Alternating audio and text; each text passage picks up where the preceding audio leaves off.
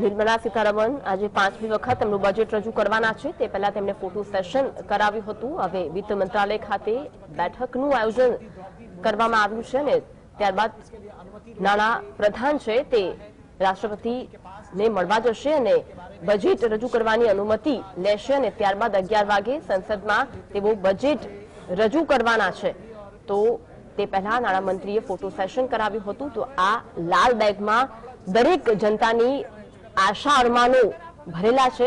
केवुं budget हशे तमाम लोको विचारी रह्या छे। मध्यम वर्ग होय साथे साथे जे खेडूत लक्ष्य बजेट हशे के नहीं, दरेक वर्ग एवुं इच्छी रह्युं छे के आ बजेटमां तेमना माटे नवी आशा नवी अपेक्षाओ होय। तो नाणामंत्री छे निर्मला सीतारमण के जेमणे फोटो सेशन कराव्या बाद फोटो पडाव्या बाद वित्त मंत्रालयथी तेओ राष्ट्रपतिने मळवा जशे अने बजेट रजू करवा अंगेनी संमति लेशे अने बजेट पर राष्ट्रपति हस्ताक्षर करशे ने त्यारबाद तेओ सीधा संसद जईने बजेट रजू करशे। 11 वाग्याना टकोरे नाणां प्रधान निर्मला सीतारमण संसदमां बजेट वांचवानुं शरू करशे अने लगभग 3 वागे आसपास तेओ पत्रकार परिषद संबोधे तेवी पण शक्यता छे।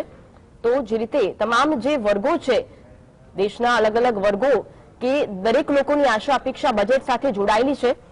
5મી વખત નાણાપ્રધાન તેમનું બજેટ રજૂ કરવાના છે અને મોદી સરકારનું આ 10મું બજેટ છે। ત્યારે બજેટમાં સૌથી વધુ અપેક્ષા દેશના 43 કરોડથી વધુ મધ્યમ વર્ગને છે કે તેમના માટે આ બજેટમાં શું હશે, કારણ કે આ વર્ષે છે તે નવું વિધાનસભાની ચૂંટણી પણ આવી રહી છે અને જે રીતે 15 દિવસ પહેલા આ બજેટ રજૂ કરવામાં આવી રહ્યું છે। આગામી વર્ષે 2024માં સામાન્ય ચૂંટણી છે ત્યારે માનવામાં એવું પણ આવી રહ્યું છે કે इनकम टैक्स, रोजगार और मोंघवारी पर मोटा निर्णयों आ बजेट में लेवामां आवी शके छे। आ बजेट में शुं हशे ते तो 11 वाग्याथी तमाम देशनी जनताने खबर पड़शे। हालना दृश्यो छे।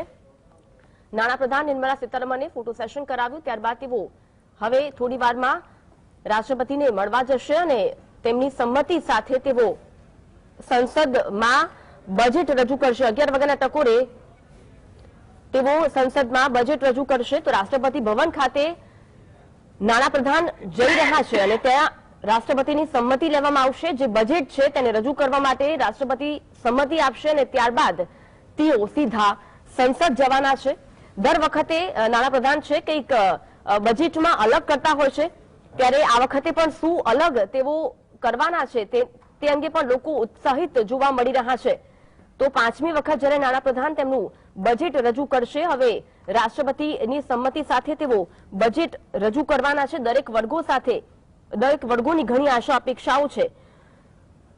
મોંઘવારી જે રીતે આ વખતે એક મોટો પડકાર છે, બેરોજગારી સરકાર માટે એક મોટો પડકાર છે। તો આ તમામ જે ચુનૌતિયા છે, આ તમામ જે પડકારો છે તેનો સામનો કરવા માટેનું શું આ બજેટ હશે તે પણ એક પ્રશ્ન જેનો જવાબ 11 વાગે દેશની જનતાને મળવાનો છે। तो केंद्रीय नाणाप्रधान छे ते राष्ट्रपतिने मळवा माटे નીકળી ચૂક્યા છે અને રાષ્ટ્રપતિને મળશે અને બજેટ પર તેમના હસ્તાક્ષર કરાવશે અને ત્યારબાદ રાષ્ટ્રપતિ સંમતિ આપશે કે આ બજેટ છે તે રજૂ કરો અને 11 વાગે તેઓ સંસદ ભવન ખાતે પહોંચીને બજેટ વાંચવાની શરૂઆત કરશે। આ પહેલા તેમણે ફોટો સેશન કરાવ્યું હતું અને આ સાથે વિત્ત મંત્રાલયથી તેઓ નીકળ્યા અને રાષ્ટ્રપતિ ભવન નાણાપ્રધાન પહોંચી રહ્યા છે। तो थोड़ी वार पहलाना दृश्यो छे। आ लाल बेगमां देशनी जनतानी आशा अपेक्षाओ छुपायेली छे। शुं हशे आ वखतना बजेटमां ते दरेक लोको आजे विचारी रह्या छे अने शुं ते जे अरमानो छे देशना जनताना आ वखते, कारण के वडाप्रधान मोदीए पण कह्युं हतुं के दुनियाभरनी विश्वनी नजर छे ते भारतना बजेट पर केंद्रित छे। तो शुं दरेक लोकोनी जे आशा अपेक्षाओ छे तेना पर आ बजेट खरुं उतरशे ते प्रश्न हाल दरेक लोकोने छे अने थोड़ी ज वारमां तेनो जवाब देशनी जनताने मळवानो छे। आ लाल बेग के जेमां खेडूत वर्ग छे, विद्यार्थीओ छे, महिलाओ छे, सामान्य वर्ग छे, मध्य वर्ग छे, तमाम लोको माटेनुं आ बजेट जे आ लाल बेगमां छुपायेलुं छे। 11 वाग्याना टकोरे नाणाप्रधान छे ते संसद पहोंचीने आ बजेट रजू करवाना छे। बजेटने वांचीने संभळावशे। तो क्यांक नाणाप्रधान छे ते दर वखते कंईक अलग करता होशे। गया वर्षे तेमणे टेब्लेटमांथी आखुं बजेट वांच्युं हतुं। तो आ साथे साथे आ वखते कंई नवुं शुं करवाना छे नाणाप्रधान તે અંગે પણ લોકો ઉત્સાહિત જોવા મળી રહ્યા છે।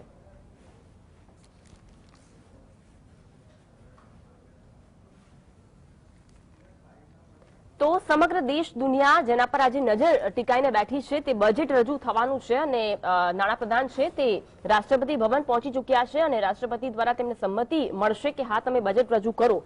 આજે દેશના દરેક નાગરિકોએ આશા રાખીને બેઠા છે કે આ લાલ બેગમાં તેમના માટે શું હશે અને પાંચમી વખત જ્યારે નાણાપ્રધાન આજે બજેટ રજૂ કરવાના છે અને વડાપ્રધાન મોદીની સરકારનું આ 10મું બજેટ છે ત્યારે દરેક લોકો આશાઓ અરમાનો સાથે આ બજેટને જોવાના છે। આપણે આ બજેટમાં આ વખતે શું હશે, આ સાથે સાથે મોદી સરકારના આ વખતે કયા કયા પડકારો છે, કારણ કે મોંઘવારી છે, બેરોજગારી છે, આ સાથે સાથે અર્થતંત્રને આગળ લઈ જવાનો પણ એક મોટો પડકાર સરકારને છે। તો આ તમામ પડકારોને ચુનૌતી આપતો આ બજેટ હશે કે નહીં તે અંગે પણ આજે ચર્ચા કરવી છે। આપણી સાથે સ્ટુડિયોમાં મહાનુભાવો જોડાયેલા છે। આપણી સાથે ભાજપમાંથી પ્રેરક શાહ છે, તો આ સાથે જ બિઝનેસના એક્સપર્ટ અસિત ત્રિવેદી પણ આપણી સાથે જોડાયેલા છે, સીએ હાર્દિક શાહ આપણી સાથે જોડાયેલા છે, અર્થશાસ્ત્રી આદિત્ય ભટ્ટ આપણી સાથે જોડાયેલા છે અને આપણી સાથે કોંગ્રેસમાંથી ડોક્ટર નિકુલ પટેલ પણ જોડાયા છે। આપ તમામનું સ્વાગત છે। પ્રેરકભાઈ, શરૂઆત આપનાથી કરીશું। પાંચમી વખત નાણાપ્રધાન બજેટ રજૂ કરવા જઈ રહ્યા છે, પડકારો ઘણા બધા મોદી સરકારને છે, તો આ પડકારોને પર કેટલું ખરું ઉતરશે બજેટ, શું લાગી રહ્યું છે આપને? જી, ભારતીય જનતા પાર્ટીની સરકાર એ હંમેશા લોકોની આશા અને અપેક્ષાઓને સમજે છે અને આશા અને અપેક્ષાઓને અનુરૂપ એ બજેટની અંદર આપે છે અને એના કારણે હું વિશ્વાસપૂર્વક કહી શકું કે ગાંવ, ગરીબ, કિસાન, ખેડૂત, દલિત, શોષિત, વંચિત, મહિલા, યુવાન અને મધ્યમ વર્ગ આ તમામની આશા અને અપેક્ષાઓને પૂરું કરીને ભારતે મેક ઇન ઇન્ડિયાથી લઈને આત્મનિર્ભર ભારતની જે સફળ થાય, વોકલ ફોર લોકલની જે વાત કરી તેને લોકલ ફોર ગ્લોબલ એને એ મંત્રને પૂરો ચરિતાર્થ થાય એ પ્રમાણેનું આ બજેટ હશે। આ બજેટ એવા એક પડકારજનક સમયની અંદર આવી રહ્યું છે, કારણ કે છેલ્લા 3 વર્ષ જોઈએ આપણે જો વૈશ્વિક ઇકોનોમી અને ભારતની ઇકોનોમી તો માનવની દુનિયાની સૌથી મોટી મહામારી આવી અને એ પછી જે રશિયા અને યુક્રેનનું વોર થયું એ સમય પહેલી વખત વિશ્વના ઇતિહાસમાં એવું થયું કે ઓલ G7 કન્ટ્રીનો જે ગ્રોથ હતો એ નેગેટિવની અંદર આવ્યો હતો। અમેરિકાની અંદર તમે જુઓ તો ભારત કરતા મોંઘવારીનો રેટ વધી ગયો, યુરોપનું અર્થતંત્ર છે આખું ડબ્બામાં જતું રહ્યું છે। આપણી આજુબાજુના જે કન્ટ્રી જોઈએ એટલે એશિયન કન્ટ્રી તો ચાઇનાની અંદર બેંકોની બહાર ટેન્કો ઊભી રાખવાની જરૂર પડી છે, બાંગ્લાદેશમાં સ્થિતિ એ છે કે રાત્રે 8 વાગ્યા પછી મોલ બંધ રાખવા પડ્યા, શ્રીલંકામાં 16 કલાકનો વીજ કટ હોય કે પાકિસ્તાનની જે સ્થિતિ હોય એ સમયે વિશ્વ બેંક હોય કે IMF હોય આ બધાના સર્વેની અંદર એક કોમન આવે કે વિશ્વની અંદર સૌથી ફાસ્ટેસ્ટ ગ્રોઈંગ ઇકોનોમી કોઈ બનશે તો એ ભારત બનશે અને ભારતની ઇકોનોમીના આધારે વિશ્વનો ગ્રોથ જ્યારે નક્કી થવાનો છે તો એના કારણે જે પ્રધાનમંત્રીશ્રીએ જે કીધું કે વિશ્વ આખાની નજર એ ભારતના બજેટ ઉપર છે। એક સમય હતો કે આપણે હાર્વર્ડ યુનિવર્સિટીનું શું તારણ છે, બોસ્ટન યુનિવર્સિટીનું શું તારણ છે એના આધારે આપણે જોતા હતા કે અલગ અલગ દેશના બજેટમાં શું આવે છે। અત્યારે એવું છે કે લોકો આપણો ICMR નો સર્વે જોવે છે, આપણું બજેટ જોવે છે અને જે પ્રકારે સરકારે કાર્ય કર્યા છે અને સરકારે લિક્વિડિટી તો મને એવું લાગે છે કે જે પાછલું બજેટ હતું એ બજેટ સ્થિરતા તરફનું હતું। આ બજેટનો ક્લિયર કટ જે ફોકસ હશે એ ગ્રોથ ઉપર ફોકસ હશે, સાથે સાથે સર્વસમાવેશી વિકાસ હશે અને પ્રાઇવેટ અને પબ્લિક ઇન્વેસ્ટમેન્ટની સાથે સાથે ટેકનોલોજી આધારિત વિકાસ અને ક્લાઇમેટ ચેન્જ એટલે ગ્રીન એનર્જી ઉપરનું ફોકસ એ આ બજેટમાં દેખાઈ શકે છે। પણ વિકાસની દોટમાં છે ને ક્યાંક મોંઘવારી પણ વધી રહી છે, બેરોજગારી પણ વધી રહી છે, તે મુદ્દે આગળ આવીશું। અસિતભાઈ, માર્કેટને કેટલી આશા છે આ બજેટથી? માર્કેટને ખૂબ આશા છે, કારણ કે આપણે જેમ જોયું કે મોંઘવારી એક વૈશ્વિક પરિબળ બની ગયું છે અત્યારે અને દુનિયાની બધી જ આર્થિક મહાસત્તાઓ રિસેશનનો સામનો કરી રહી છે અને બધાની નજર ભારતના બજાર ઉપર છે। તમે મોદી સાહેબનું ટ્વીટ જુઓ છેલ્લા 1 મહિનામાં, નિર્મલા સીતારમણના ટ્વીટ જુઓ તો બધા જ એવું કહી રહ્યા છે કે આ બજેટ આવનારા 25 વર્ષનું રોડમેપની તૈયારી કરશે ભારતની। 2047ની સાલમાં જ્યારે ભારતને આઝાદીના 100 વર્ષ થશે તો આવનારા 25 વર્ષની રૂપરેખા તૈયાર કરનારું આ બજેટ છે। તો બહુ મોટી આશાઓ મને લાગે છે કે ઇન્ડસ્ટ્રીયાલિસ્ટથી લઈને નાના રોકાણકારોથી લઈને બેરોજગાર લોકોથી લઈને બધા જ ને આ બજેટથી ખૂબ મોટી આશાઓ છે। જી હાર્દિકભાઈ, આપને પણ એક સવાલ પૂછવા માંગીએ, શું આશા અપેક્ષાઓ છે બજેટથી? સૌથી પહેલી વાત તો એ છે કે આ મોદી ગવર્મેન્ટ 2.0 જે છે એનું આ છેલ્લું પૂરું બજેટ છે, એટલે સૌથી ઇમ્પોર્ટન્ટ પ્રશ્ન એ છે કે આ શું પોપ્યુલિસ્ટ બજેટ આવશે કે પછી એકદમ પ્રુડન્ટ બજેટ આવશે કે એકદમ માપ તોલીને બજેટ આવશે। એટલે આના સંદર્ભમાં આપણી જોડે કોઈ આન્સર કઈ રીતે શોધી શકાય તો એક નિર્મલા સીતારમણે બજેટ માટેની 1 મહિના પહેલા એક પ્રેસ કોન્ફરન્સ થઈ હતી, એની અંદર જેમ અસિતભાઈએ કીધું એ પ્રમાણે 1 કે 2 હિન્ટ્સ આપેલી હતી। એક હિન્ટ એ હતી કે છેલ્લા 4 વર્ષના જે બી બજેટ આવ્યા છે એ બજેટને માપીને જ આગળનું બજેટ આવશે, એટલે આ વર્ષનું 2023 નું બજેટ એ જ લાઈન પર આવશે, પહેલી વસ્તુ. અને બીજી વસ્તુ એ છે કે ગવર્મેન્ટ એવું ઈચ્છે છે કે આ બજેટ જે આવશે એ નેક્સ્ટ 25 વર્ષનું એક ટેમ્પલેટ બન્યું રહેશે, એટલે આના જ એક આખું રોડમેપ આપવામાં આવશે જેના બેસિસ પર આ કરવામાં આવશે. પણ મહત્વનો મુદ્દો એ છે કે બધા જ લોકો આજે આસ લગાવીને બેઠા છે કે જ્યારે ભાજપની ગવર્મેન્ટ પહેલી વાર ચૂંટાઈ હતી ત્યારે ઇન્કમ ટેક્સના સ્લેબમાં જે ચેન્જ કરવામાં આવેલા હતા એ સ્લેબ પછી મોંઘવારી ચોક્કસ વધી, જે આપણે અત્યાર સુધી ડિસ્કશન કર્યું એ પ્રમાણે, પણ એના સંદર્ભમાં ઇન્કમ ટેક્સના સ્લેબ રેટ વધ્યા નથી. એટલે 2.5 લાખ રૂપિયાની જે બેસિક એક્ઝમ્પશન લિમિટ છે એ આજે ઇન્ફ્લેશનને આપણે એને જોડીએ તો તકરીબન 4.5-5 લાખ રૂપિયા થઈ જાય છે. શું ગવર્મેન્ટની જોડે હેડરૂમ છે કે જગ્યા છે કે આપણને એ બેનિફિટ આપી શકે? અને બીજું, ગવર્મેન્ટનું એક બેસિક પ્રોપોગેન્ડા કે એક બેસિક ધ્યેય એ છે કે આપણે જેટલા થાય એટલા વધારે લોકોને ટેક્સના અંદર આવરી લઈએ. તો અગર જો ટેક્સનો રેટ એટલે જે બેઝ છે એ વધારવામાં આવે તો વધારે લોકો નીચે જતા રહે. એટલે આ પરિસ્થિતિમાં નિર્મલા સીતારામન જે આપણા વિત્ત મંત્રી છે એ કેવી રીતના આને તોલશે એ સૌથી મહત્વની વાત છે. અને લાસ્ટલી ગ્રોથ, જે ઇન્ડિયન ગ્રોથ છે, જે કાલે ઇકોનોમિક સર્વેમાં પણ કહેવામાં આવ્યું હતું કે ઇન્ડિયન ગ્રોથ સૌથી વધારે ફાસ્ટ આવ્યો છે આજની તારીખમાં ઓલ મેજર ઇકોનોમીઝની અંદર. તો એ ગ્રોથ અને એને સસ્ટેનન્સ, કે એ ગ્રોથ છેક સુધી આગળ ચાલે અને લાંબા ગાળા સુધી ચાલે અને બધા વર્ગોને, જેમ આપણા ભાજપના મિત્રએ કીધું કે બધા વર્ગોને આવરી લે એવું આવે, એ સૌથી વધારે મહત્વનું છે ને જોવાનું રહેશે. બિલકુલ. આદિત્યભાઈ, જે રીતે મોટી મોટી વાતો તો થાય છે, કારણ કે આવનાર ઘણા બધા વર્ષોની રૂપરેખા બજેટમાં હશે કે પહેલા છેલ્લા 4 વર્ષના પણ જે બજેટ આવ્યા છે તેને જોઈને બજેટ બનાવવામાં આવશે, પરંતુ શું આ બધી વાતો ફૂલ ગુલાબી બની રહેશે, એક સ્વપ્ન બની રહેશે? જો છેલ્લા 2 થી 3 વર્ષો છે એ ભારત માટે જ નહીં, સમગ્ર વિશ્વ માટે ખૂબ જ કઠિન રહ્યા. સૌથી પહેલા તો COVID-19 આવ્યું. COVID-19 માંથી ક્યાંક બહાર આવ્યા, વેક્સિનેશન કેમ્પેન ચલાવ્યું, ક્યાંક ઇકોનોમી ઓપન અપ થઈ અને અચાનકથી આ યુક્રેન અને રશિયા વચ્ચે એક ટેન્શન, કોન્ફ્લિક્ટ ઇમર્જ થયો, જેના કારણે આખા વિશ્વને ક્યાંક ને ક્યાંક આર્થિક કટોકટીનો સામનો કરવો પડ્યો છે. આપણે જો યુરોપની વાત કરીએ, યુએસએ વાત કરીએ તો એમનું ઇન્ફ્લેશન ડબલ ડિજિટથી પણ ઉપર જતું રહ્યું છે. અને એવા સંજોગોમાં જ્યારે ભારતે તેનો રિટેલ કન્ઝ્યુમર પ્રાઇસ ઇન્ડેક્સ અથવા તો હોલસેલ પ્રાઇસ ઇન્ડેક્સ છે એ 6 થી 8% અંદર રાખેલો છે, તો એક બહુ મોટી અચીવમેન્ટ કહેવાય. આજની તારીખે ભારત દેશ એકમાત્ર એક મેજર ઇકોનોમી છે which is growing at this rate. તો ભારતે આ કટોકટીના સમયમાં પોતાના હિતનું રક્ષણ કરીને એક નોટ ઓનલી ઇકોનોમિક પોલિસી પરંતુ ફોરેન પોલિસીની વચ્ચે જે બેલેન્સ જાળવ્યું છે. આપણે ઘણી બધી વખત એસ જયશંકરને સાંભળતા હોઈએ છીએ કે ભારત જે છે પોતાના હિત માટે થઈને રશિયા પાસેથી ઓઇલ ખરીદશે. ખૂબ જ પ્રેશર આવ્યું યુએસ પાસેથી, યુકે પાસેથી, પરંતુ આપણે તેમ છતાં પણ આપણે રશિયા પાસેથી ઓઇલ પરચેસ ચાલુ રાખ્યું, તો જેના કારણે આપણા જે એનર્જી પ્રાઇસીસ છે એને આપણે કંટ્રોલમાં રાખી શક્યા. તો આવા સંજોગોમાં મારે એ જ કહેવાનું છે કે અત્યાર સુધી જેટલા પગલા લીધેલા છે તે ખૂબ સારા પગલા લીધેલા છે. આપણું જે વેક્સિનેશન કેમ્પેન છે, 200 billion shot, that is largest campaign in the world, જેના કારણે આપણે આપણી ઇકોનોમી બહુ સારી રીતના ગણતરીના મહિનાઓની અંદર આપણે ઓપન અપ કરી શક્યા. જ્યારે ચાઇનાને એની ઇકોનોમી ધરારથી ઓપન કરવી પડી, એ પણ 2023માં, અને એના કારણે ખૂબ કોમ્પ્લેક્સિટી સર્જાઈ ગઈ ચાઇનીઝ ઇકોનોમીની અંદર. આજની તારીખે ચાઇનામાં જોવા જઈએ તો ચાઇનીઝ ગ્રોથ રેટ ડિક્લાઇન થઈ રહ્યો છે. ચાઇનીઝ મેન્યુફેક્ચરિંગ સેક્ટર છે, આજની પહેલા લોકો ચાઇના +1 ની વાત કરતા હતા, આજની તારીખે ગ્લોબલ મેજર ઇકોનોમીઝ છે એ માઇનસ ચાઇનાની વાત કરી રહી છે કે બીજે ક્યાંય પણ આપણે આપણો મેન્યુફેક્ચરિંગ બેઝ સ્થાપીશું પરંતુ ચાઇનામાં નહીં સ્થાપીએ. તો આ બધી જે વાતો છે એમાં ક્યાંક ને ક્યાંક ભારત દેશ એવો છે કે જે આ તકોનો લાભ ઉઠાઈ શકે એમ છે. અને સૌથી મોટું રીઝન એ છે કે ભારતનો જે વિકાસ છે that is not led by exports but internal consumption. અને ઇન્ટરનલ કન્ઝમ્પશન છે એ સતત હાઈ જઈ રહ્યું છે, વિચ ઇઝ ધ ઇન્ડિકેશન કે આપણી ઇકોનોમી રેઝિલિયન્ટ છે.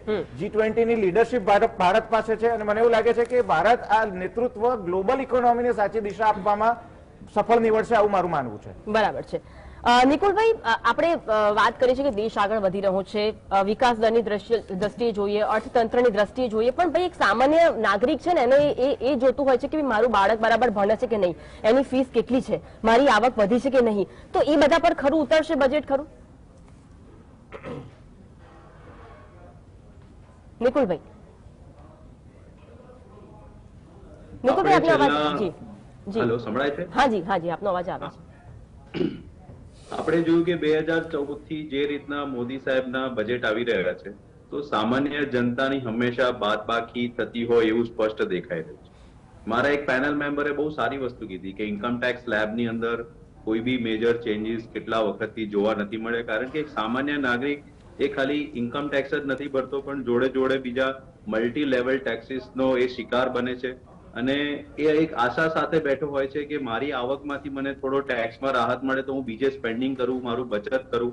પરંતુ એ બચતની જોગવાઈઓમાં બી આપણે જોઈએ કે નિર્મલા સીતારમણ છેલ્લા કેટલા સમયથી કોઈ પણ જાતના પ્રોવિઝનિંગ આપતા નથી. આપણે એટીસી ની જોગવાઈઓ જોઈ લઈએ કે ચેપ્ટર 6A ની જોગવાઈઓ જોઈ લઈએ, પણ ઇન્કમ ટેક્સની અંદર જે સામાન્ય મધ્યમ વર્ગને જે મેજર એટ્રેક્ટ કરતું હોય એવું કશે બી આપણને જોવા નથી મળ્યું. રહી વાત બજેટની, તો સરકારે સામાન્ય લોકોને જે રીતના શિક્ષણ અને હેલ્થ એ બે એક મેજર પેરામીટર્સ છે, અને ત્રીજો હું કહીશ કે ખેતીવાડી, કારણ કે એગ્રેરિયન ઇકોનોમી આજે બી આપણે ગમે તેટલા બી ડેવલપમેન્ટ તરફ વધીશું પણ આજે બી આપણા 60 to 70% એગ્રેરિયન ઇકોનોમી પર આપણે ડિપેન્ડ છે, ને એના માટે સરકારની જે નીતિ છે એ સ્પષ્ટ હજી થઈ નથી રહી કે ખેડૂતોને કેવી રીતના આપણે મદદરૂપ થઈશું.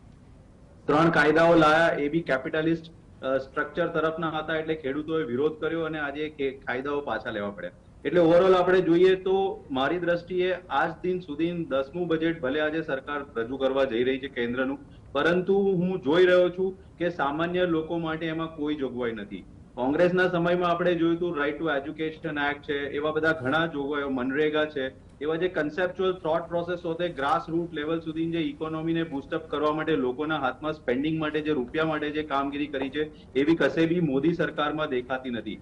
ઉપરથી હંમેશા કેવી રીતના પૈસા ઇનફોર્મલ ઇકોનોમીમાંથી પાછા ખેંચી લેવામાં આવે એના પર જ કાર્ય કર્યું છે, ને એનું ભાગરૂપે જ આપણે જોયું કે 2008-9માં જયારે વર્લ્ડ ઇકોનોમિક ક્રાઇસિસ થયું હતું, બરાબર, અમેરિકાની મોટી મોટી બેંકો તૂટી ગઈ હતી, પણ મનમોહન સિંહના જે વિઝન સાથે જે કોંગ્રેસની યુપીએ ગવર્મેન્ટ કામ કરતી તો એ સમયે બી આપણે આ મોટો જે સ્ટ્રેસ હતો ઇકોનોમીનો એ આપણે સહન કરી શક્યા ને એ સમયે આપણને કોઈ તકલીફો ના પડી. નો ડાઉટ વર્લ્ડ ઇકોનોમી અત્યારે ક્રંચમાં છે, કોવિડ ક્રાઇસિસ હતો, યુક્રેન રશિયાનો વોર હતો, પણ ચાઇનાની બી આપણે વાત કરીએ તો ચાઇના એક મહાસત્તા બનવા માટે જે એને યુએસ જોડે જે વોર કર્યો એના આધારે આજે લોકો એવું કહે છે કે અમારે ઓલ્ટરનેટિવ શોધવું છે, પણ તેમ છતાં બી હજી ઇન્ડિયન ઇકોનોમી ઇન્ટરનેશનલ મેન્યુફેક્ચરર્સને એટ્રેક્ટ નથી કરી શકી. આજે બી હજી રેડ ટેપિઝમનું જે સિંગલ વિન્ડો કન્સેપ્ટની જે સરકાર વાત કરે છે એ હજી બી આપણે નથી જોઈ શકતા. જે શું કહેવાય કે ઇલેક્ટ્રિસિટીની જે આપણે યુનિટ રેટ્સની વાત કરીએ કે ઘણી બધી ઉણપ છે નિકુલભાઈ, બરાબર, તકલીફો છે. જી બિલકુલ બિલકુલ. અને આ બધી તકલીફો ઉપર ખરું ઉતરતું બજેટ આવશે કે નહીં, આ સાથે સાથે અમીરી ગરીબીની ખાઈ પણ ઘણી બધી છે, તે પણ મોટો પડકાર છે મોદી સરકાર માટે. આ તમામ મુદ્દે ચર્ચા કરીશું. આદિત્યભાઈ આપની પાસે પણ આવીશ, આગળ વધીશું, રોકાઈશું એક વિરામ. Welcome back. તો બજેટ એ સમગ્ર દેશનું આર્થિક સરવૈયું છે. દેશના નાણાપ્રધાન દર વર્ષે બજેટ રજૂ કરતા હોય છે, ત્યારે બજેટની શરૂઆતથી લઈને મહત્વના અને તેની સાથે સંકળાયેલી વિવિધ માહિતી આકર્ષણનું કેન્દ્ર રહી છે. જોઈએ આ અહેવાલ. ઘરથી માંડીને રાષ્ટ્ર સહિત 100 કોઈ માટે બજેટનું આગવું મહત્વ છે. ત્યારે ભારતમાં બજેટની શરૂઆત ક્યાંથી થઈ તેના પર નજર કરીએ તો ભારતમાં બજેટની પ્રથા બ્રિટનમાંથી આવી છે. 1721માં બ્રિટિશ રાજનેતા રોબર્ટ વેલપોલે સંસદમાં નાણાકીય સ્થિતિ અંગે વિગતો આપી હતી અને તેના પર સંસદે ચર્ચા કરી હતી. ત્યારથી બજેટની શરૂઆત થઈ એમ કહી શકાય. એ વખતે બ્રિટન જગતના અનેક દેશોમાં પગપેસારો ધરાવતું હતું, એટલે બધા દેશોમાં પણ બજેટ પ્રથા લાગુ થઈ. ભારતમાં પણ એ રીતે બ્રિટિશ સમયથી બજેટની સિસ્ટમ દાખલ થઈ. ભારતમાં બંધારણની કલમ 112 પ્રમાણે એન્યુઅલ ફાઇનાન્શિયલ સ્ટેટમેન્ટ એટલે કે બજેટ જાહેર થાય છે. એક સમય બજેટ ફેબ્રુઆરીના છેલ્લા દિવસે રજૂ થતું હતું, પણ હવે 1 ફેબ્રુઆરીએ રજૂ થાય છે. 1 એપ્રિલથી એટલે કે નાણાકીય વર્ષના પહેલા દિવસથી લાગુ થાય છે. આજે જનસામાન્ય બની ગયેલો બજેટ શબ્દ ફ્રેન્ચ ભાષાના મૂળ શબ્દ બજેટા પરથી બજેટ શબ્દ આવ્યો છે. એ ફ્રેન્ચ શબ્દનો મતલબ થાય પર્સ અથવા તો પાકીટ. પાકીટમાં પૈસા રહે અને તેમાંથી જ ખર્ચ થાય, એટલે કે પૈસાનો વહીવટ કરતું પાકીટ એટલે બજેટ. બજેટ મૂળભૂત રીતે બ્રિટિશ સરકારની દેન છે. 1720માં બ્રિટિશ સરકારે રચેલી સાઉથ સી કંપની નામની એક કંપની સ્થાપી હતી. આ નામ પ્રમાણે દક્ષિણ અમેરિકા તરફના દેશો સાથે વેપારની એક કંપની પાસે મોનોપોલી હતી, પણ કંપનીએ વર્ષો સુધી કોઈ નફો નોંધાવ્યો નહીં, એટલે કે કંપની તૂટી પડે, લોકોનો સરકારમાંથી વિશ્વાસ ઉઠી જાય અને સરકાર દેવાળું ફૂંકી રહી છે એવું લોકો સમજી બેસે એમ હતા. તેમને રોકવા માટે બ્રિટિશ સરકારે એક સ્ટેટમેન્ટ જાહેર કરવાનું નક્કી કર્યું. એ સ્ટેટમેન્ટ એટલે આજનું બજેટ, જે હવે જનસામાન્યમાં વપરાતો શબ્દ થઈ ગયો છે. Bureau report, GSTV.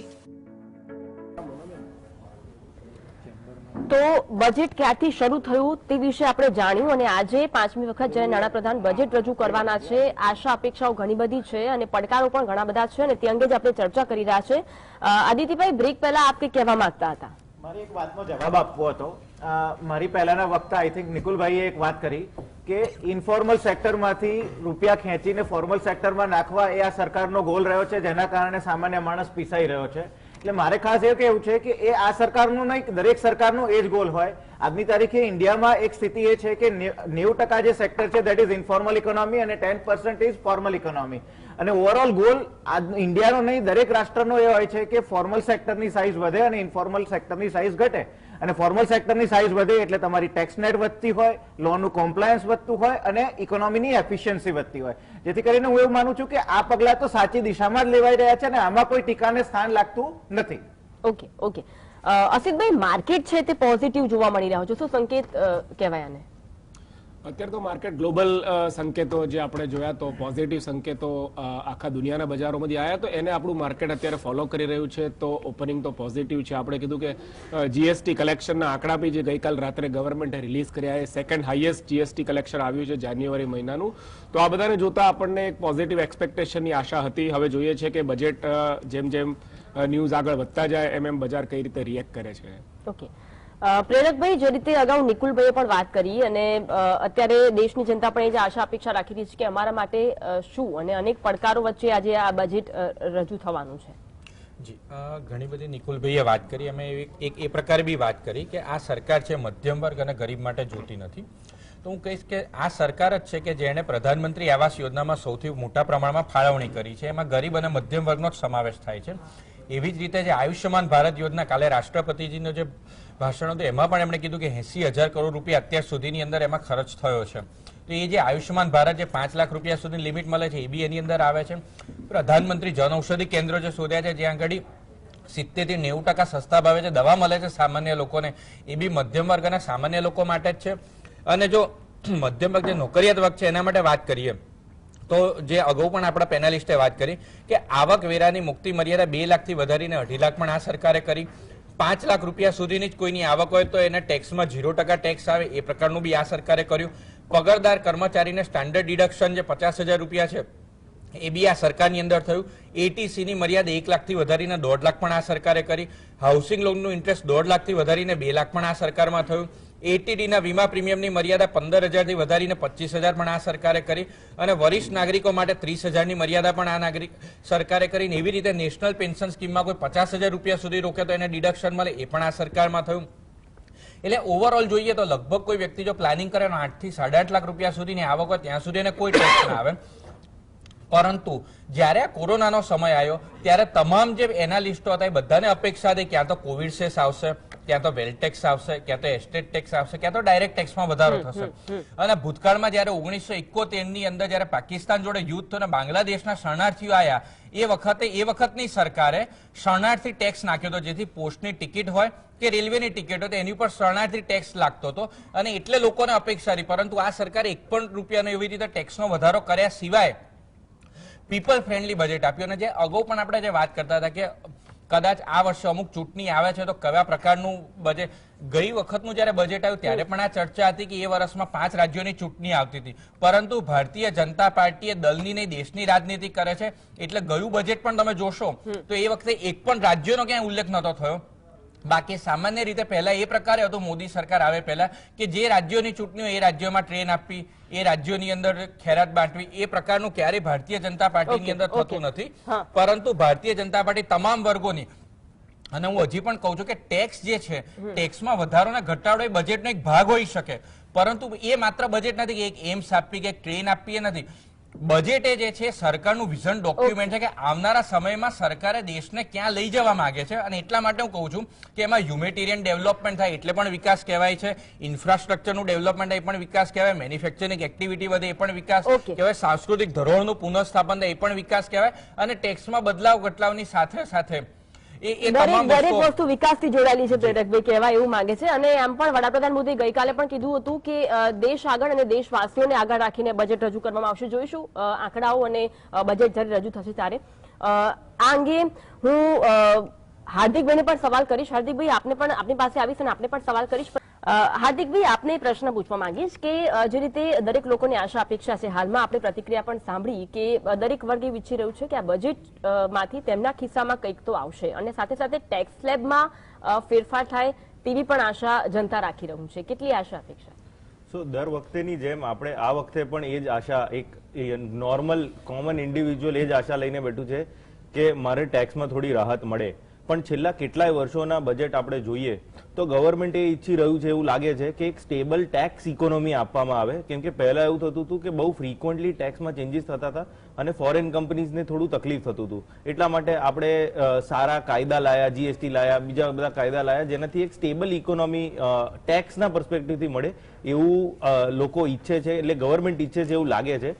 પણ બધાની અપેક્ષાઓ દર વખતેની જેમ, કેમ કે તમે અહેવાલ સ્ટાર્ટિંગમાં આપ્યો જેમાં બજેટ કેમ રજૂ થાય છે, શેના માટે રજૂ થાય છે, કેવી રીતના આવે છે બધું કીધું, એ પ્રમાણે જ અત્યારે દર વર્ષની જેમ આપણે અત્યારે આ વર્ષે બી એવું લાગે કે ગવર્મેન્ટ આપણને ટેક્સમાં રિલીફ આપે કે આ તે, પણ જે હવે છેલ્લા કેટલાય વર્ષોથી એવું લાગે છે કે એક અકાઉન્ટિંગ મેટર જ થઈ ગયું છે, એક વિઝન ડોક્યુમેન્ટ થાય છે કે પોલિસી ડોક્યુમેન્ટ છે, રેધર દેન કે આપણે દર વર્ષે એવું ઈચ્છીએ કે મારા ટેક્સના સ્લેબમાં ચેન્જ થાય, મને એક્ઝમ્પશન મળે કે મને ફાયદો મળે કે મારો ટેક્સ વધે કે જે બી છે એ બધી સિચ્યુએશનમાં. પણ રિયલિસ્ટિકલી જોઈએ તો કેમ કે આ છેલ્લું પૂરું બજેટ છે આ મોદી સરકારની બીજી ટર્મનું, તો એના સંદર્ભમાં કંઈક 5 કે 6 અપેક્ષાઓ રિયલિસ્ટિક છે જેવું લાગે છે કે આજે કદાચ એનો ઉકેલ કે નિવડો આવશે. એક નાના મોટા સેલરી ટેક્સેશનમાં કે જે ઇન્ડિવિજ્યુઅલની સેલરી ટેક્સેશનમાં આવશે એવું લાગે છે, એટલે 80C નો કદાચ સ્લેબ વધી જાય કે ઇન્ટરેસ્ટ ઓન હાઉસિંગ લોન જે છે એનો થોડોક રેટ વધી જાય. બેસિક એક્ઝમ્પશનમાં મને નથી લાગતું કે કોઈ ખાસ ફેરફાર કરે. પણ ગવર્મેન્ટ 2 વર્ષ પહેલા એક નવી સ્કીમ લઈ આવી હતી કે ભાઈ એક ઇન્ડિવિજ્યુઅલ પાસે 2 ઓપ્શન છે, જૂની સ્કીમ પ્રમાણે ટેક્સ ભરો કે નવી સ્કીમ પ્રમાણે ટેક્સ ભરો.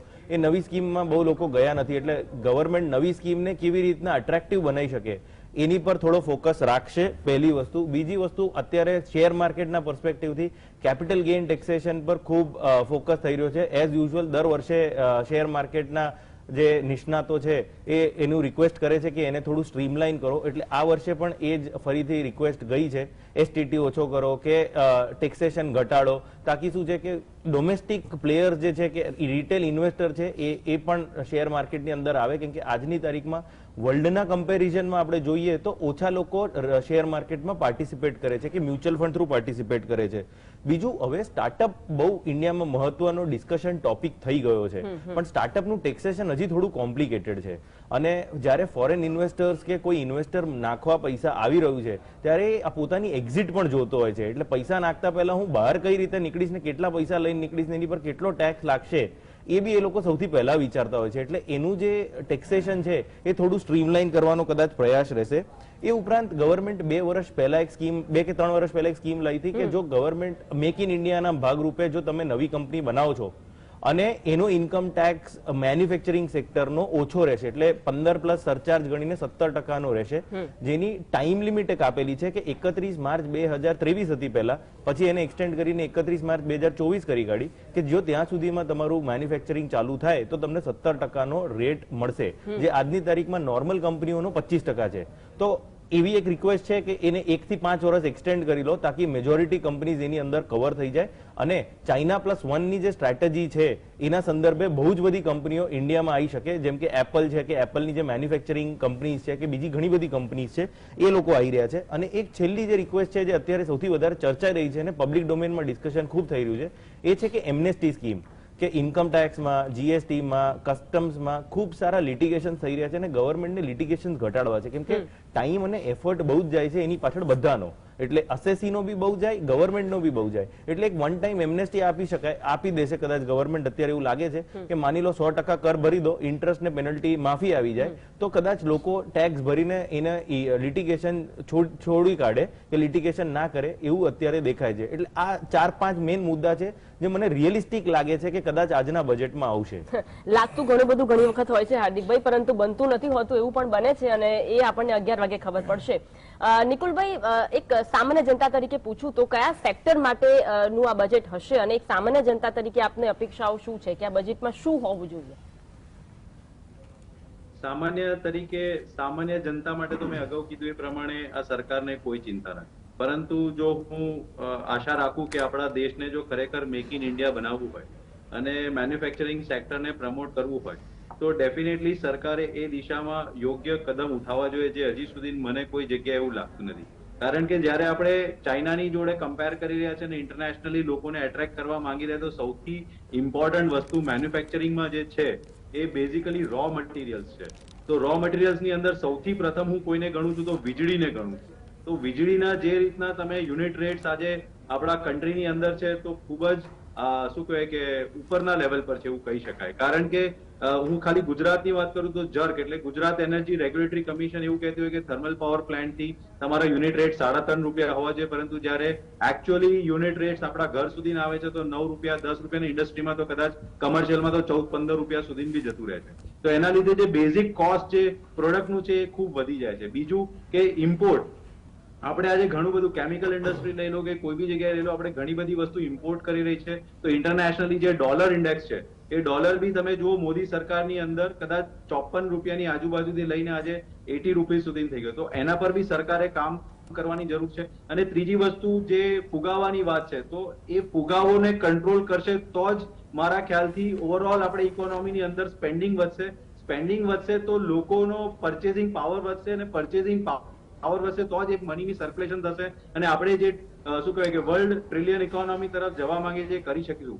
અત્યારે જે જીએસટી વધી રહ્યું છે એની પાછળનું કારણ કે જે વસ્તુ પહેલા 100 રૂપિયામાં મળતી હતી હવે 200 રૂપિયામાં મળે, તો 100 રૂપિયા પર જે ટેક્સ હતો હવે 200 રૂપિયા પર થાય. તો ડેફિનેટલી જીએસટી ની ઇન્કમ ડબલ થઈ ગઈ છે, પણ જે માર્કેટની અંદર કન્ઝમ્પશન હોવું જોઈએ એ કન્ઝમ્પશન જે જોઈએ હજી એટલું ને એટલું જ છે. એના લીધે હજી આપણે જે શું કે વર્લ્ડ ઇકોનોમી તરફ જે બેસ્ટ ઇકોનોમી તરફ જવાનો જે પ્રયત્ન કરી રહ્યા છે અને જે ઇન્ટરનેશનલી જે મેન્યુફેક્ચરિંગ જે લોકો જેને એટ્રેક્ટ કરવા માટે આપણે નિષ્ફળ નીવડી રહ્યા છે, મારી પ્રથમ જો કોઈ આશા હોય કારણ કે એનાથી રોજગારીનું બી સર્જન થશે અને યુવાનોને બી ફાયદો થશે. એટલે મારી સૌથી મોટી આશા છે કે સરકાર મેક ઇન ઇન્ડિયાની નામ સાથે જે કઈ બી રિક્વાયરમેન્ટ છે એના પર બહુ ફોકસ કરે તો સૌથી વધારે આ બજેટની અંદર મારી આશા છે સરકાર પાસે. ઓકે અસિતભાઈ, આપણે જાણીએ છીએ કે અત્યારે આપણે કમ્પેરિઝન યુકે યુએસ સાથે કરી રહ્યા છે અને વિશ્વના દેશો છે તે ભારત તરફ કેન્દ્રિત થયા છે, તેમની નજર ભારત તરફ ટીકેલી છે. ત્યારે શું આપણી આરબીઆઈ છે એટલી આક્રમક છે ખરી? કારણ કે જે રીતે રેપો રેટ વધી રહ્યા છે, ઇન્ટરેસ્ટ રેટ પણ વધી રહ્યા છે,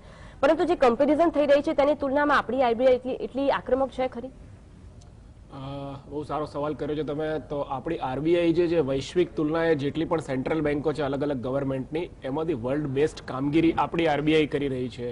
તમે જો દુનિયાના દેશો જે રીતે રેટ વધાર્યો એ રીતે જો આપણી આરબીઆઈએ રેટ ના વધાર્યો હોત તો મોંઘવારીની જે આંકડા છે એ આપણા કંટ્રોલની બહાર જતા રહ્યા હોત. તો આપણી આરબીઆઈની જે ટીમ છે it is one of the world best financial institution. અને અત્યારે સરકાર અને આરબીઆઈ વચ્ચેનો જે તાલમેલ છે એ પણ વર્લ્ડ બેસ્ટ લેવલે છે. બહુ જ સરસ તાલમેલ છે બંને એકબીજાની સાથે જે આંકડા જાહેર કરે, જે સમજે છે અને જે નિર્ણયો લે છે. મને લાગે છે કે એની માર્કેટ પણ એને ખૂબ સારી રીતે આવકારી રહ્યું છે. એટલા માટે તમે જુઓ તો આટલી બધી વૈશ્વિક અવદશા થયા છતાં 2022ની સાલમાં આપણું માર્કેટ, આપણી બેન્કો one of the best performance આપ્યું છે. ઓકે આદિત્યભાઈ, આપણું અર્થતંત્ર આગળ વધી રહ્યું છે અને જે રીતના આંકડાઓ સામે આવી રહ્યા છે તેની વચ્ચે શું લાગે છે પડકારો કેટલા છે? જો બજેટની વાત કરીએ ને એટલે સૌથી પહેલા બે મુદ્દાની વાત થતી હોય, રૂપિયો ક્યાંથી આવશે અને રૂપિયો ક્યાં જઈ રહ્યો છે. એટલે જે અચીવમેન્ટ છે એની વાત કરીએ અને ચેલેન્જીસની વાત કરીએ. અચીવમેન્ટ સૌથી મોટી એ છે કે જે ટેક્સ કલેક્શનના ટાર્ગેટ હતા એના કરતા વી હેવ ઓવર અચીવડ. એટલે આપણે નક્કી કર્યું હોય કે આપણે 100 રૂપિયા કલેક્ટ કરીશું તો એની જગ્યાએ 105 રૂપિયા કલેક્ટ કર્યા છે. તો ધેટ મીન્સ કે ક્યાંક ને ક્યાંક ઇન્કમ ટેક્સની જે કલેક્શન છે, જીએસટી નું કલેક્શન છે એ સતત વધી રહ્યું છે. હવે જયારે આ કલેક્શન વધી રહ્યું છે ત્યારે એનું સ્પેન્ડિંગ ક્યાં થશે એ જોવાનું રહે. હવે જયારે સરકાર જેટલા રૂપિયા આવે છે એનાથી વધારે રૂપિયા સ્પેન્ડ કરતું હોય તો એને ડેફિસિટ બજેટિંગ કહેવાય. અને ડેફિસિટ બજેટિંગ હોય એટલે એક બહુ મોટી ટર્મિનોલોજી આવે ફિસ્કલ ડેફિસિટ. જયારે ફિસ્કલ ડેફિસિટ વધે ત્યારે ફુગાવાના દર આક્રમક રીતે વધતા હોય છે અને પછી બધો અળિયો દળિયો નાખવામાં આવે છે આરબીઆઈ ઉપર કે મોનેટરી પોલિસી થકી આરબીઆઈ ઇન્ફ્લેશનને કંટ્રોલ કરે. અચીવમેન્ટ એ છે કે આપણે આપણી ફિસ્કલ ડેફિસિટ છે જે ગયા વર્ષે 7.8% હતી એને 6.8 અને હવે ધીરે ધીરે 6.5% લઈ જઈ રહ્યા છે. તો ફિસ્કલ ડેફિસિટમાં જે ઘટાડો થયો એ આપણા માટે એક મોટી અચીવમેન્ટ છે. ફિસ્કલ ડેફિસિટની સાથે જે સૌથી મોટી ચેલેન્જ છે, જેને હું ચેલેન્જ તરીકે જોઈ રહ્યો છું આપના પ્રશ્નના જવાબ તરીકે, that is current account deficit. Current account deficit એટલે એક ટર્મિનોલોજી છે કે ભારત આયાત કેટલું કરે છે, એની સામે નિકાસ કેટલું કરે છે. ભારતમાંથી સામાન્ય રીતે રો મટીરિયલની નિકાસ વધારે થતી હોય છે અને ફિનિશ પ્રોડક્ટ જે છે એ આપણે આયાત કરતા હોઈએ છીએ. અને સરકારનો, આ સરકાર હોય કે અન્ય કોઈ પણ સરકાર હોય, સતત આયાત ઘટે એવો પ્રયત્ન રહેતો હોય છે. તો ભારત કયા સેક્ટર્સમાં આયાત કરી રહ્યું છે અને એને સબસ્ટિટ્યુટ કરવા માટે આ બજેટમાં શું શું ઓપોર્ચ્યુનિટીઝ હશે એ જોવાનું રહે. ભારત કયા સેક્ટરમાં આયાત કરી રહ્યું છે? એનર્જી સેક્ટર, જેમાં આપણે કંઈ જ કરી શકીએ તેમ નથી, કારણ કે આપણી પાસે લોકલ સોર્સિસ નથી જ્યાંથી આપણે પેટ્રોલિયમ પ્રોડ્યુસ કરી શકીએ. એટલે એને બાજુમાં રાખીએ તો ઇલેક્ટ્રોનિક્સ, ડિફેન્સ, ફૂડ ઓઇલ અને ફૂડ ગ્રેન્સ, આ જે ચાર સેક્ટર્સ છે એમાં સરકાર શું કરી રહી છે જોવાનું રહે. ઇલેક્ટ્રોનિક્સમાં જોવા જઈએ તો સરકાર performance linked incentive PLI scheme લાવી. એ સ્કીમ હેઠળ અત્યારે સરકારને 2 લાખ કરોડ સુધીની રોકાણની સજેશન્સ અને ઓપોર્ચ્યુનિટીઝ મળેલી છે. ગુજરાતની અંદર જ ફોક્સકોન અને વેદાંતાનો એક મોટો પ્લાન્ટ આવી રહ્યો છે અને એવું લાગી રહ્યું છે કે ગુજરાત એક સેમિકન્ડક્ટર હબ તરીકે ઇમર્જ થશે અને ભારતની સેમિકન્ડક્ટરની વિકાસ ગાથામાં ગુજરાત પોતે એક પગથિયાં માંડશે. બીજી જો વાત કરીએ તો ડિફેન્સ સેક્ટરની, ડિફેન્સમાં મેક્સિમમ આપણે આત્મનિર્ભરતા કેળવવી પડે, કારણ કે ઇટ્સ અ સ્ટ્રેટેજિક સેક્ટર. ક્યારેક પણ વોર થશે તો જે પણ દેશ તમને વેપન્સ આપતું હશે એ પોતાની ટર્મ્સ અને કન્ડિશન્સ મૂકશે અને ઇન્ડિપેન્ડન્ટ ફોરેન પોલિસી આપણે પરસ્યુ નહીં કરી શકીએ. અને ઇન્ડિયાનું જોવા જઈએ તો 1.5 થી 2 લાખ કરોડનું કેપિટલ એક્સપેન્ડિચર જે છે એ ડિફેન્સ સેક્ટરમાં થતું હોય છે. તો ડિફેન્સ સેક્ટરમાં સરકાર આક્રમક રીતે મેક ઇન ઇન્ડિયામાં આગળ વધી રહી છે. અને એક જે સામાન્ય માણસને સ્પર્શી જાય એ છે ફૂડ ગ્રેન અને ફૂડ ઓઇલ. તો આપણને ખ્યાલ ના હોય, પરંતુ યુક્રેનમાં જ્યારે વોર થયું તો યુક્રેન જે છે એ સનફ્લાવર ઓઇલનું મેક્સિમમ એક્સપોર્ટર છે. અને આપણે જેટલા પણ નમકીન ખાઈએ છીએ, ભુજિયા ખાઈએ છીએ, બધા સનફ્લાવર ઓઇલમાં બનતા હતા. અને અચાનકથી જ્યારે યુક્રેનમાંથી ફૂડ ગ્રેનનું પણ નિકાસ કરતું હતું અને ફૂડ ઓઇલની નિકાસ કરતું હતું, અચાનકથી ઠપ થઈ ગઈ. એટલે જે ફૂડ પ્રાઇસીસ છે એ વધી ગયા. તો સરકારે નીતિઓ એવી અપનાવી છે, national mission for palm oil.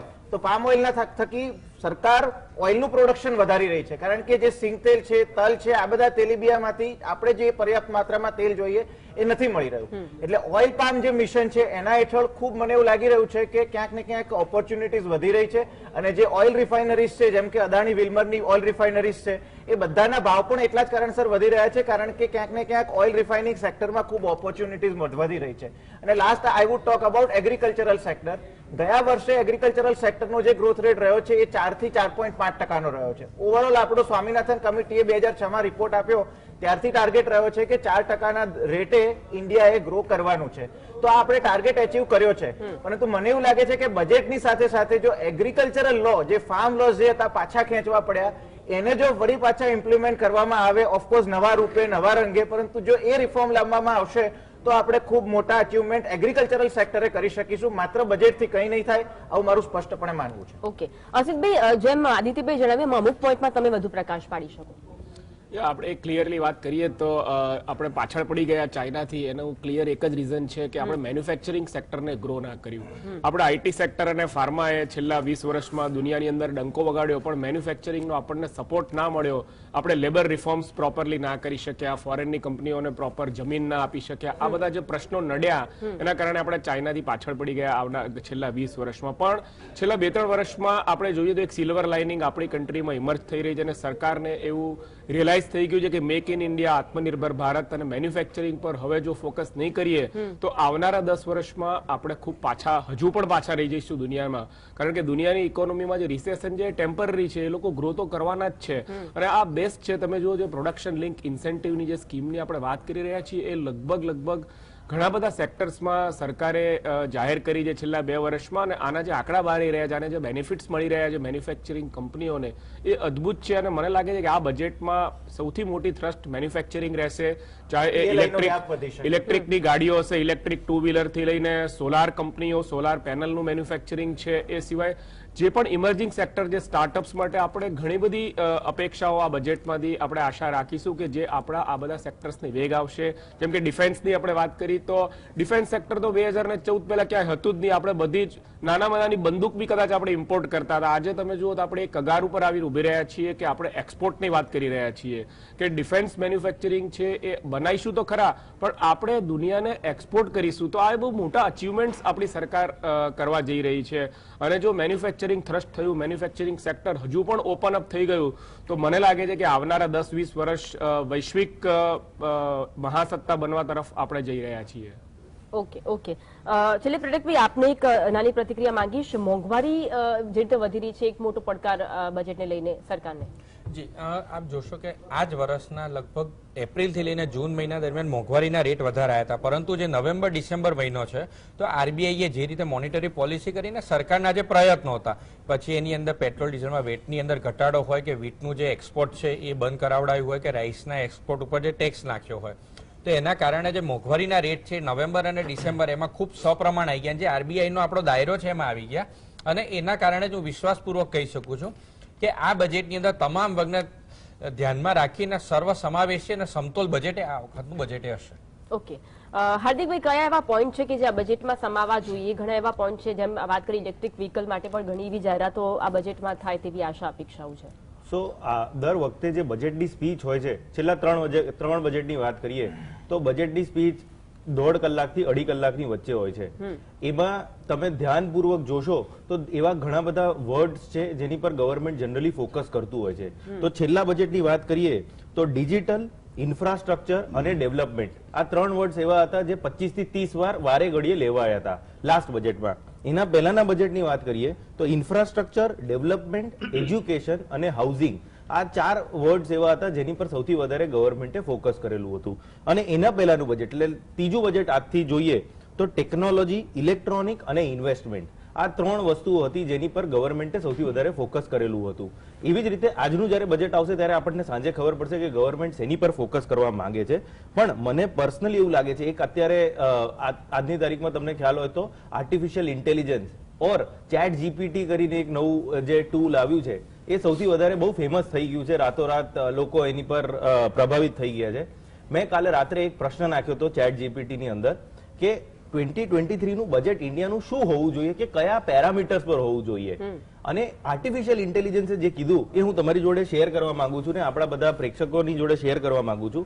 એ એવું કે છે કે સૌથી વધારે ઇકોનોમિક ગ્રોથ અને જોબ ક્રિએશન ના સંદર્ભમાં ગવર્મેન્ટે ફોકસ કરવું જોઈએ. બીજું, એગ્રીકલ્ચરલ ડેવલપમેન્ટ અને રૂરલ ઇન્ફ્રાસ્ટ્રક્ચર અને રૂરલ ઇન્કમ, આની પરનું ફોકસ હોવું જોઈએ.